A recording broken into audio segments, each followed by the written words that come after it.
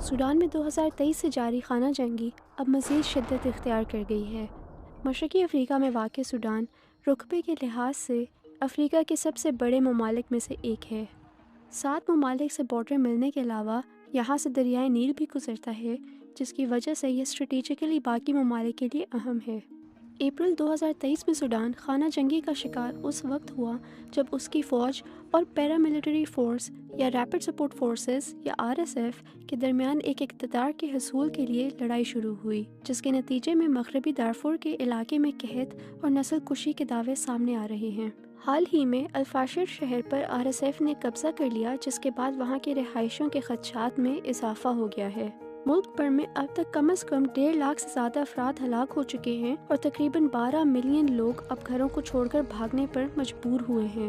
اقوام متحدہ کی جانب سے اسے دنیا کا سب سے بڑا انسانی بحران قرار دیا گیا ہے۔ اب سوال یہ ہے کہ سوڈان میں خانہ جنگی کی وجہ کیا ہے؟ حالیہ کشیدگی اس تناؤ کی کنٹینیویشن ہے جو 2019 میں صدر عمر البشیر کی برطرفی کے بعد شروع ہوئی۔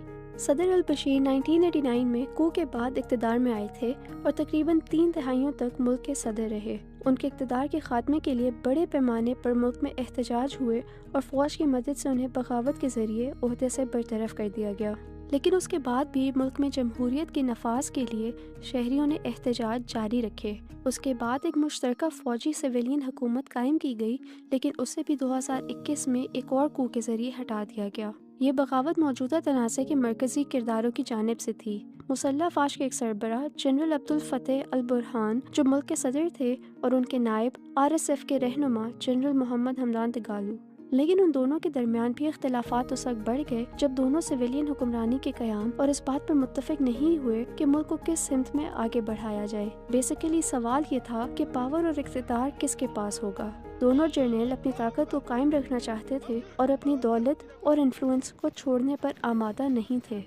دونوں فریقین کے درمیان اپریل 2023 میں فائرنگ شروع ہوئی اور RSF کی فورسز کو ملک بھر میں دوبارہ تعینات کر دیا گیا، جسے فوج نے ایک خطرہ سمجھا۔ ان کے درمیان لڑائی تیزی سے بڑھی اور RSF نے خرطوم کا زیادہ تر حصہ اپنے قبضے میں لے لیا۔ اس کا کنٹرول 2 سال بعد مارچ میں فوج نے دوبارہ حاصل کیا۔ RSF کا کن علاقوں پر کنٹرول ہے؟ جون 2025 میں RSF نے لیبیا اور مصر کی سرحد کے ساتھ موجود علاقوں پر کنٹرول حاصل کر لیا، جو اس کے لیے ایک بڑی فتح تھی۔ اس کے بعد اکتوبر میں انہوں نے الفاشر پر بھی قبضہ کر لیا، جس کا مطلب ہے کہ اب دارفور کے تقریباً تمام حصوں پر RSF کا کنٹرول ہے۔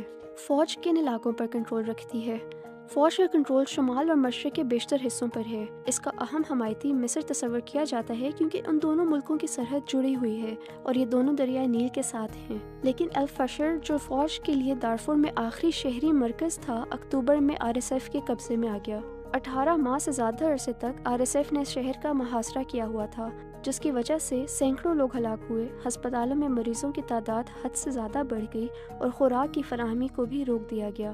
شہر پر قبضہ کرنے کی کوششیں تیز کرنے کے لیے RSF نے حال ہی میں لوگوں کو شہر کے اندر ٹریپ کرنے اور خوراک کو پہنچنے سے روکنے کے لیے شہر کے گرد ایک مٹی کی دیوار بنائی اور قریب میں واقع زمزم نامی کیمپ کو بھی تباہ کر دیا جو پہلے ہی قحط کا شکار تھا۔ تو کیا سوڈان میں نسل کشی ہو رہی ہے؟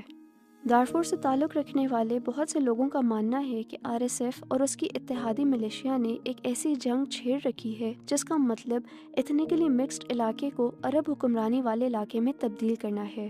مارچ 2024 میں یونیسیف نے اس علاقے میں مسلح افراد کے لوگوں اور یہاں تک کہ 1 سال کے بچوں کے ساتھ بھی ریپ اور جنسی زیادتی کے دل دہلا دینے والے واقعات رپورٹ کیے۔ متاثرین میں سے کچھ بچوں نے اس سب کے نتیجے میں اپنی جان لینے کی کوششیں کی ہیں۔ اسی مہینے میں انسانی حقوق کی تنظیم ہیومن رائٹس واچ کا کہنا تھا کہ وسیع پیمانے پر ہلاکتوں نے اس امکان کو بڑھا دیا ہے کہ RSF اور اس کے اتحادی مسالت ایتھنک گروپ سے تعلق رکھنے والے لوگوں کو مکمل یا جزوی طور پر تباہ کرنے کا ارادہ رکھتے تھے۔ اقوام متحدہ نے اس بارے میں تحقیق کی، تاہم یہ نتیجہ نہیں اخذ ہو سکا کہ کیا نسل کشی ہو رہی تھی یا نہیں، لیکن RSF اور فوج دونوں کو سوڈان میں جنگی جرائم میں ملوث پایا گیا۔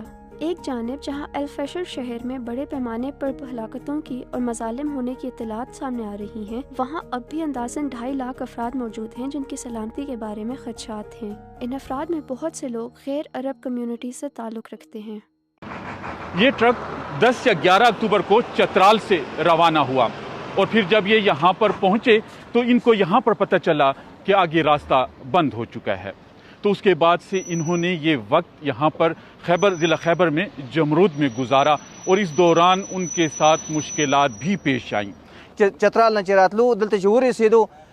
चित्राल से रवाना हुए थे और यहाँ खैबर तक पहुँचने से आधा घंटे पहले बॉर्डर बंद कर दिया गया। हम यहाँ रुक गए, हमें खाना पीना और दवाइयाँ दी जाती थी। मसाइल बहुत थे लेकिन हमने बर्दाश्त किया है। मेरा सीना खराब हुआ है, बच्चे बीमार हुए, क्या कर सकते थे, हमारे बस में कुछ नहीं था। कुछ नहीं था भाई मेरे साथ कि ये स्टोर का दवाई का ज़रूरत था वो भी नहीं मिला था, मेरे साथ पानी ज़रूरत था वो भी नहीं मिला था। हम बहुत मुश्किल से हुए 14 दिन हम ऐसे लुगा था, बिल्कुल न दुकान न कोई चीज़ था। जब मेरे साथ बच्चे था, जनाना था, इसके लिए कोई सहूलत नहीं था, न पानी न मेडिकल। हमारे साथ बीमार लोग था, उस भी बहुत मुश्किल हुआ था। अभी मैं पहुंच गया बॉर्डर। जो पाक अफगान सरहद की बंदिश के बाद जो अफगान हुकाम हैं उनका ये कहना है कि लगभग 400 ऐसे ट्रक थे जो पंजाब से भी रवाना हुए, खैबर पख्तूनख्वा के जो कैंपों से लोग रवाना हुए और दीगर इलाकों से भी आए, तो वो रास्ते में फंस गए थे।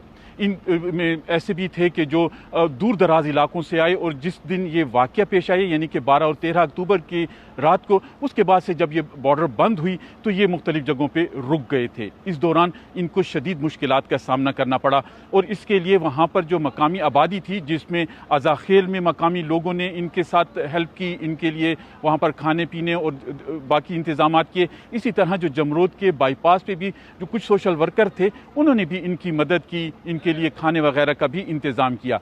लेकिन बुनियादी तौर के ऊपर जो इन मुतासिरीन थे, जो ये अफगान जा रहे थे, तो इनका ये कहना था कि उनके साथ ख़वातीन थी, उनके हेल्थ के प्रॉब्लम थे, सेहत के प्रॉब्लम थे, बीमारियां हो गई थी और इसके अलावा उनके जो साथ जो बच्चे थे उनके लिए भी मुश्किलात ज़्यादा थी। इसके अलावा उनका ये भी कहना था कि चूँकि यहाँ पर कोई ऐसे इंतज़ामात नहीं थे, एक खातून जो थी वो प्रेगनेंट थी, वो हमल से थी, तो उसका बच्चा फौत हो गया। और जो अफगान हुकाम हैं उनका ये कहना है कि एक खातून और 3 बच्चे इस दौरान वो उनको इंतकाल कर गए हैं। 12 तारीख के बाद गेट बंद हो गया, फिर उधर जमरू में एक कैंप था उधर रह गया, फिर 10 दिन उधर रह गया, फिर घर वालों को बीमारी हो गया, फिर अस्पताल लेकर गया उधर जमरू अस्पताल में। उधर हमारे एक डॉक्टर ने हमारे हेल्प बहुत किया। वो बोलता है आपका बच्चा तो मरा हुआ है पेट में, 8 महीने का बच्चा था। खर्चा तो मेरा 1.5 लाख रुपए मेरे जेब में था, अभी मेरा साथ 15,000 रुपये है। बुनियादी तौर पे आज इनका बस यहाँ पे आखिरी दिन है। आज सरहद जब खोल दी गई है तो ये लोग अब वतन की तरफ रवाना हैं। इनमें से बेशतर के तो वहाँ पे रिश्तेदार भी हैं और उनके लोग हैं, लेकिन बहुत से ऐसे हैं जो उनका कहना था कि उनके लिए आगे अब कुछ भी नहीं है। पाक अफगान सरहद 12 और 13 अक्टूबर की रात को बंद कर दी गई थी और उसके बाद ये गाड़ियाँ मुख्तलिफ़ किस्म की मुख्तलिफ़ रास्तों पे खड़ी थी।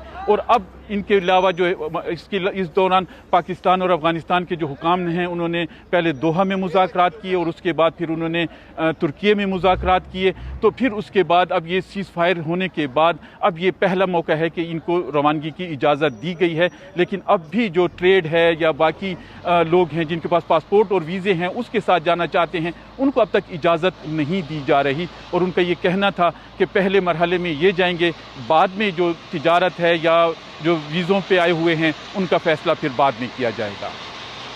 पाकिस्तान ने सेमीकंडक्टर चिप्स से मुतल्लिक अपने तवील मुद्दती मंसूबे का ऐलान किया है। आखिर ये सेमीकंडक्टर चिप्स क्या हैं और इन पर दुनिया भर में इतनी तजारती कशीदगी क्यों है? पेचीदा साइंस में जाए बगैर आसान अल्फाज में समझते हैं। याद है स्कूल में हमें बताया जाता था कि इब्तदाई कंप्यूटर्स कमरों जितने बड़े होते थे। इनमें हज़ारों वैक्यूम ट्यूब्स होती थीं जो बिजली के करंट को बंद या जारी रखने का काम करती थीं। ये ट्यूब्स बड़ी, ज़्यादा बिजली इस्तेमाल करने वाली और जल्द ख़राब होने वाली थीं। फिर आए ट्रांजिस्टर्स जो सेमीकंडक्टर से बने छोटे स्विच होते हैं। आज एक नाखून जितनी चिप में करोड़ों ट्रांजिस्टर्स होते हैं जो वही काम करते हैं, लेकिन ज़्यादा तेज़ी, कम बिजली और ज़्यादा पायदारी के साथ। आज दुनिया के जदीद तरीन जंगी आलात, स्मार्टफोन्स, मसनूई ज़हानत और दिल में लगने वाले पेस मेकर तक में सेमीकंडक्टर चिप्स इस्तेमाल होती हैं। ख़ास तौर पर वो चिप्स जो छोटी, ताकतवर और ज़्यादा पेचीदा कामों को जल्दी से सरअंजाम देती हैं, وہ میزائلوں، لڑاکا طیاروں، بحری جہازوں اور ڈرونز میں استعمال ہوتی ہیں۔ مصنوعی ذہانت میں ان کا کردار اتنا اہم ہوتا ہے کہ ان کے بغیر جدید AI سسٹمز ممکن ہی نہیں۔ یہی وجہ ہے کہ جو ملک جدید چپس بناتا ہے وہ معیشت، دفاع اور ٹیکنالوجی کے میدان میں سب سے آگے ہوتا ہے۔ کرونا لاک ڈاؤن کے دوران سیمی کنڈکٹرز کی اہمیت سب پر مزید واضح ہو گئی۔ لیپ ٹاپس، موبائل اور دیگر ڈیوائسز کی مانگ آسمان کو چھونے لگی۔ دنیا کی زیادہ تر چپس تائیوان اور جنوبی کوریا میں بنتی ہے اور ان کے لیے خام مال دنیا کے مختلف ممالک میں سے آتا ہے۔ ترسیل کا نظام متاثر ہوا اور دنیا بھر کو اندازہ ہوا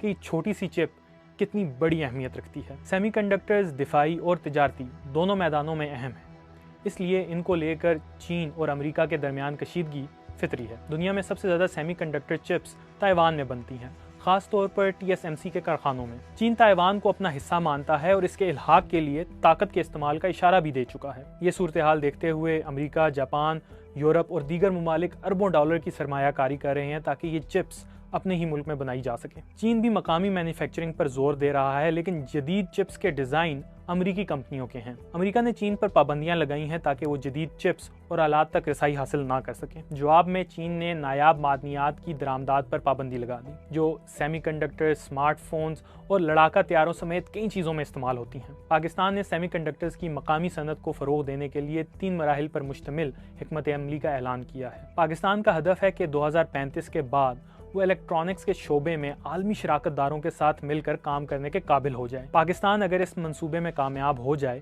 تو نہ صرف وہ ٹیکنالوجی میں خود کفیل ہو سکتا ہے بلکہ عالمی سطح پر بھی ایک اہم کھلاڑی بن سکتا ہے۔ یہ بھی اہم بات ہے کہ انڈیا نے بھی 2021 میں مقامی مینوفیکچرنگ، ڈیزائن اور ٹیلنٹ کو فروغ دینے کے لیے انڈیا سیمی کنڈکٹر مشن کا آغاز کیا، جس پر وہ 76,000 کروڑ روپے خرچ کرنے کا ارادہ رکھتے ہیں۔ حال ہی میں انڈین وزیر اعظم نریندر مودی نے کہا کہ مستقبل کی $1 ٹریلین کی اس مارکیٹ میں انڈیا کے پاس نمایاں حصہ ہوگا۔